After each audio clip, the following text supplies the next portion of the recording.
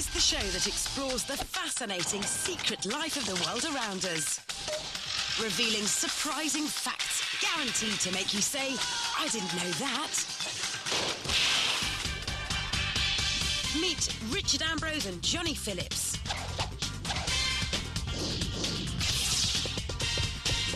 Two industrial scientists who don't mind getting their hands dirty when it comes to establishing the facts.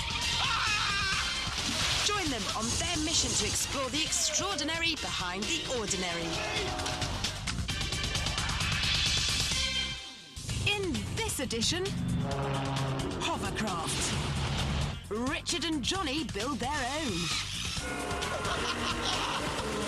Plus, can this computer rack survive an earthquake? What's inside traffic lights? And... Hello? the truth about tracing phone calls. No! The light bulb, the pneumatic tyre, the jet engine, the pocket calculator, and the World Wide Web. They're all great British inventions, but from where I'm standing, none of them are as exciting as this. The hovercraft. It's as British as afternoon tea. And over the last 40 years or so, it's carved out a niche for itself as the world's #1 amphibious vehicle.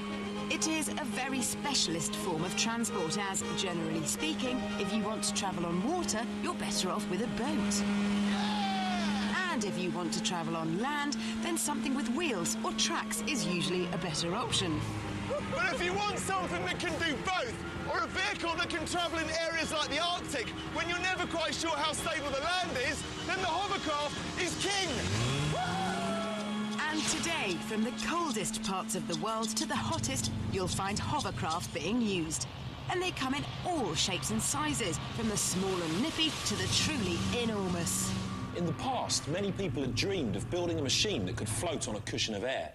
But it was the British electronics boffin and boat builder, Sir Christopher Cockerell, who was the first to make that dream a reality. And this is the original model he used to demonstrate the principle. The full-scale version was codenamed the SRN-1, but he called it the hovercraft. And there it is. After testing the model craft, a full-sized version of the SRN-1 was launched. In 1959, it was a sensation. It could travel at up to 65 kilometres per hour, which even today on water is pretty quick. The key innovation that allowed Cockerell's craft to succeed was that he came up with an ingenious way of increasing the downforce generated by his hovercraft's engine. This dramatically increased the efficiency of his design and for the first time made a craft supported on a cushion of air a real practical proposition. And in the best traditions of British inventors, he would often demonstrate the science using a blower, a set of scales and 2 empty tins. Now we're going to attempt to recreate his demonstrations right now. First of all, we're going to attach an empty tin to the end of this pipe leading from the blower. Right.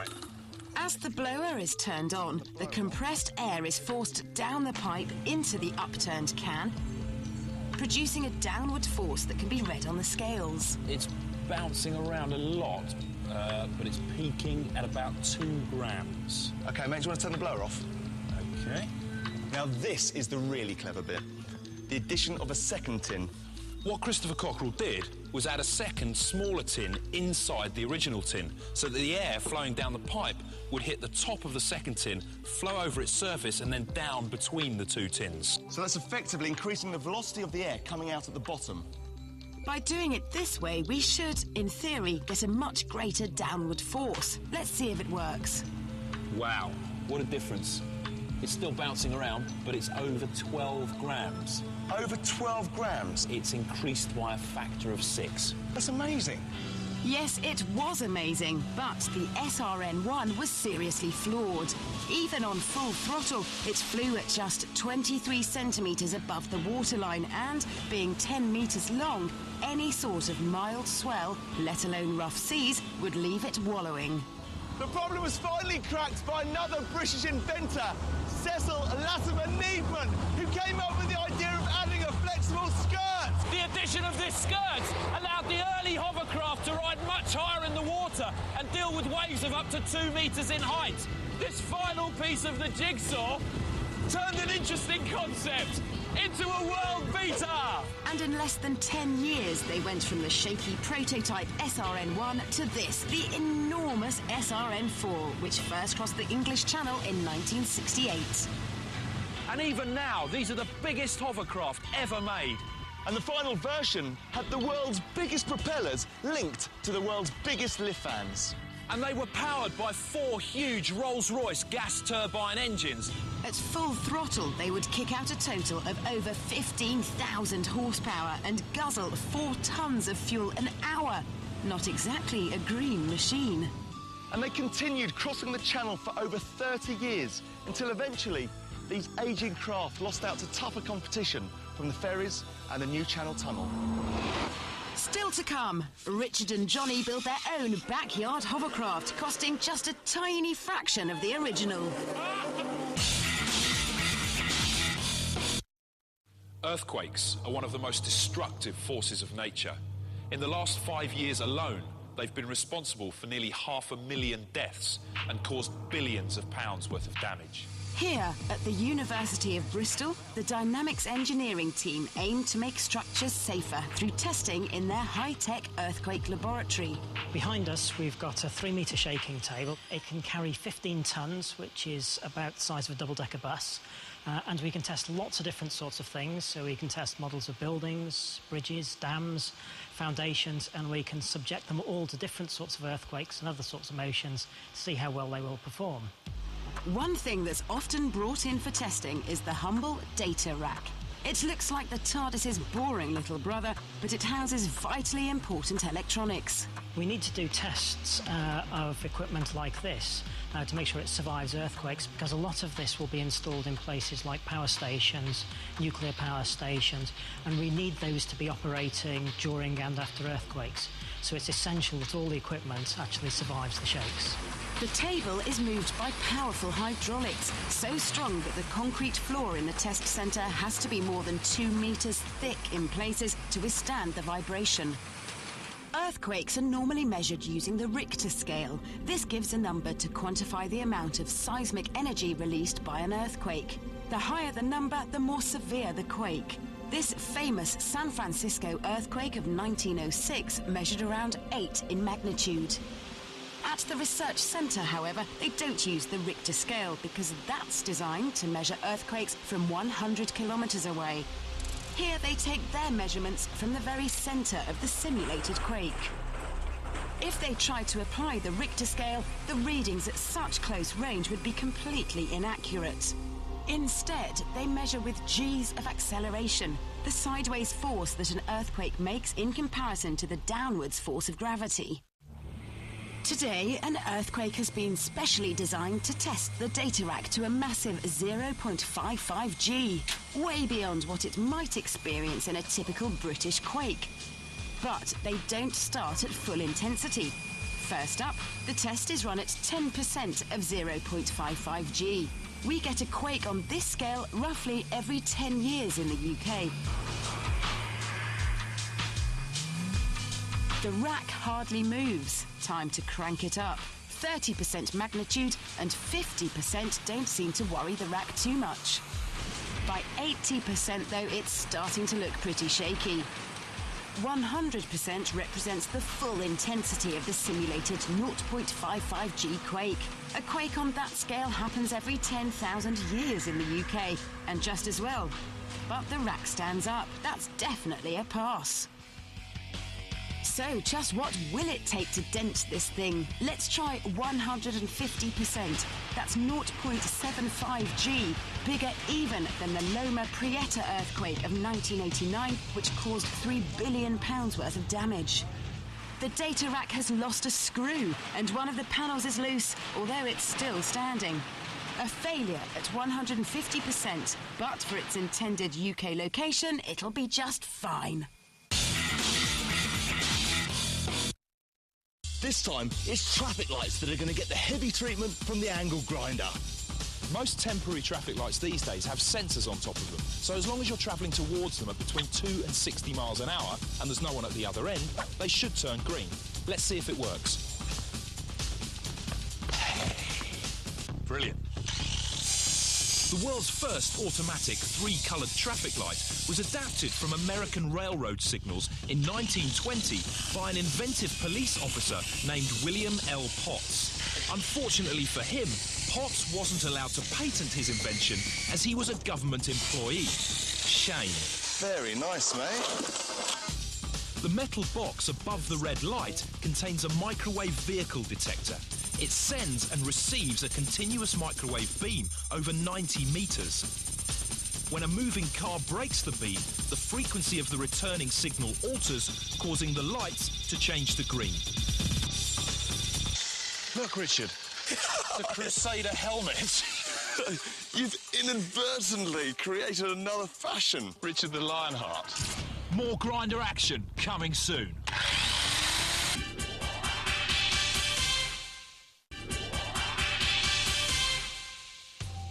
Earlier, we looked at the science behind the groundbreaking SRN-1 and how the SRN-4 dominated cross-channel travel for over 30 years. But while hovercraft have lost out to the ferries and the tunnel, there are some jobs that just can't be done by anything else. Today, it's often in environmentally sensitive areas where the hovercraft shines the most. And the reason is simple.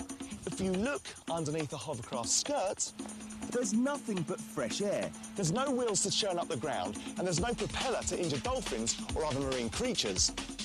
And just to prove how little impact a hovercraft can have, we're going to drive this one over half a dozen fresh eggs. And the theory is we should be able to do this without breaking a single one. Well, that's the theory. Now let's see if it's possible.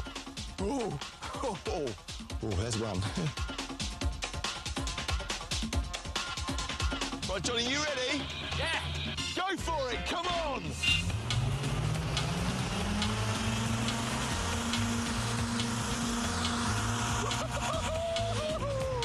Oh, it's a scattering of eggs! There's one, uncracked. There's two, 3, 4, 5, oh, and there's 6. Wow, look at that. Now, that is excellent. Now, just to prove they're not hard-boiled, fantastic. Is that what they mean by getting egg all over your face? Anyway, at least 27 military forces around the world still run hovercraft today. Machines like this all-new £1.5 million beast. This one will soon be in service with the Swedish Navy, but before that, their boys are going to take it for a spin. These two levers control the throttle on the engines, and these two the trim on the propellers. And it's all steered from here with this fly-by-wire joystick. I'm now in the engine room of the hovercraft, and it's really impressive. This is a V8 20-litre turbo diesel engine, and this hovercraft's got 2 of them. In fact, these powerhouses are from diesel train locomotives, and they can propel the craft at up to 100 kilometres an hour. That's New York to Washington, D.C. in 3 hours. Join the boys later when, inspired by the technology, they build their own hovercraft out of plywood, plastic sheets, and a garden leaf blower. That could be Johnny. Hang on. That's the kidnapper. Keep him talking as long as possible. Okay. All right. Okay, are we ready? Okay, 3, 2, 1. Hello? Is that Mr. Ambrose? Yes, it's me. We have Mr. Phillips. If you want him back, we require £1 million. £1 million? Is Johnny okay? Is he okay? I know what you're trying to do, Mr. Ambrose. You're trying to keep me talking so you can trace this call. Bring the money tonight at 8 o'clock.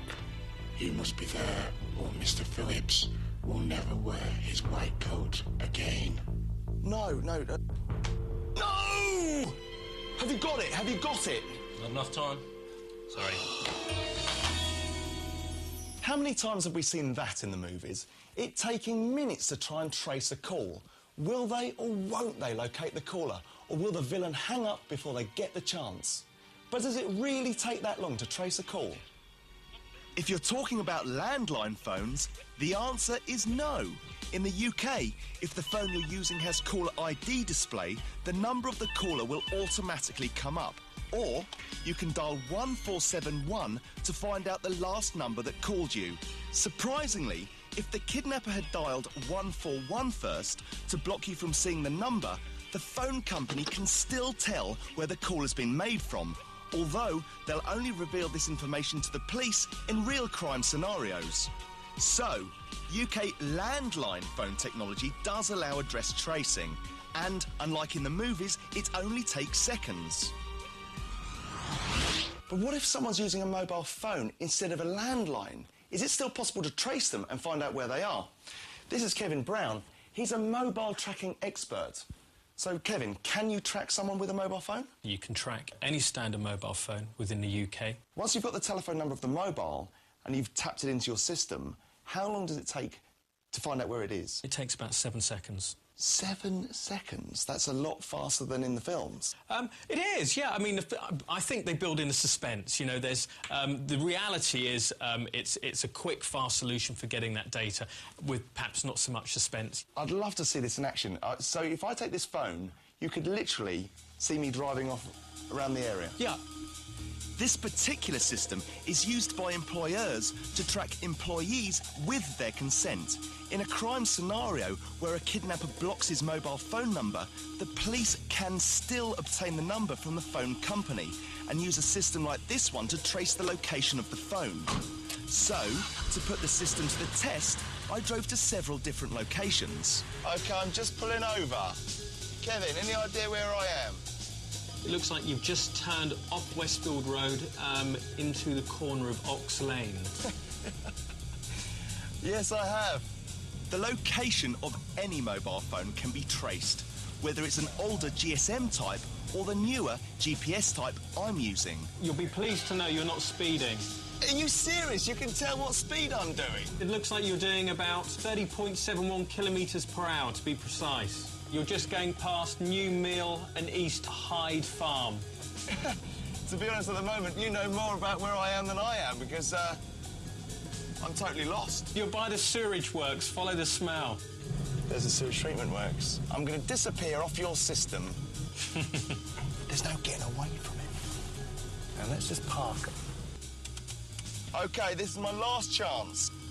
Looks like you're at Talents Crescent. Kevin, you're spot on. So, is real-life phone tracing quicker than the movies? You betcha. Rich, you haven't forgotten about me, have you? Your old mate Johnny? Rich?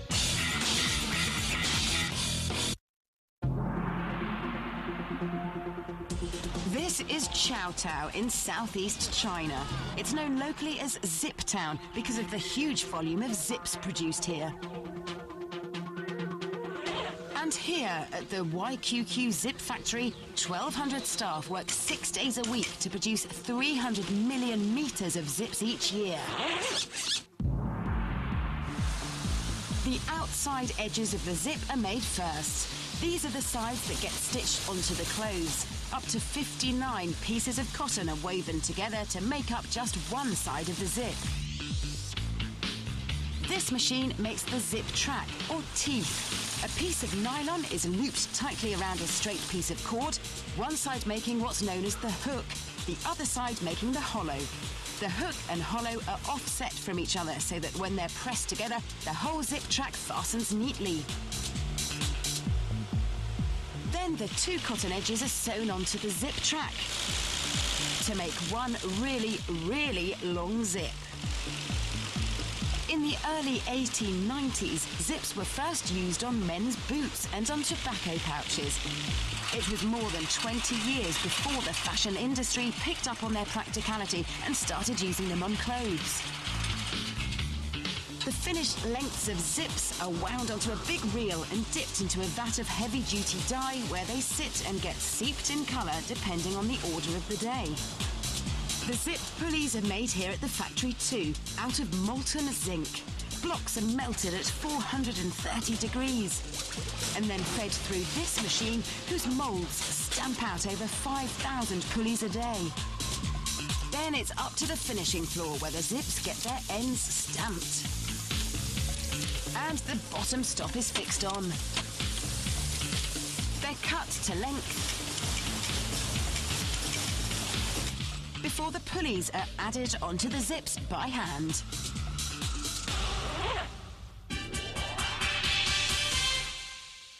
Now back to the amazing story of the hovercraft. Part of the success of the new generation of hovercraft is that the companies that make them know their limitations, so they produce practical, reliable machines to fill a very defined niche in the market. Long gone are the fanciful dreams of the 1960s that one day we'd all be riding round on our own personal hovercraft. Hey, Johnny, I think you might be wrong there. If you look close enough, there's still a few dreamers out there. What do you reckon? Yeah, it's really cool, but what is it? It's an Australian airboard. Yeah? Can I have a go? No? And it's no gimmick. It is a full-blown hovercraft with a proper lift fan to get it airborne. The only difference from a conventional hovercraft is that it's got a hidden wheel that touches down to drive it forward, which is a bit of a cheat, but it's still pretty cool. Now, if you're sitting at home thinking you'd really like to own a hovercraft but don't want to spend a fortune buying one, we might just have the answer. We're going to show you how you can build your own hoverboard for around £150. All you need is a piece of plywood, some plastic sheeting, some drain pipe, and a leaf blower.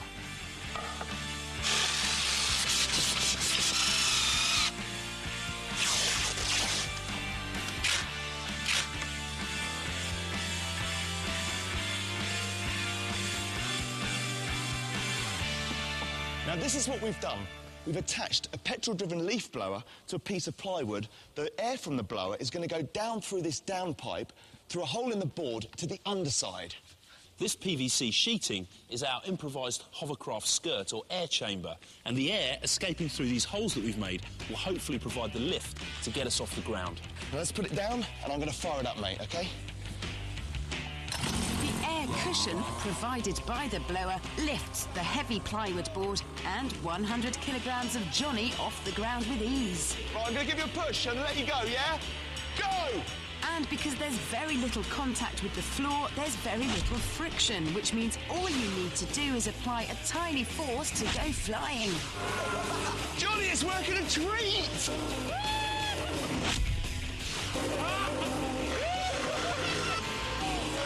Now, having a ride height of just a few centimetres means it wouldn't be very good on rough ground. But on a smooth, polished gym floor, our do-it-yourself hovercraft is definitely a success.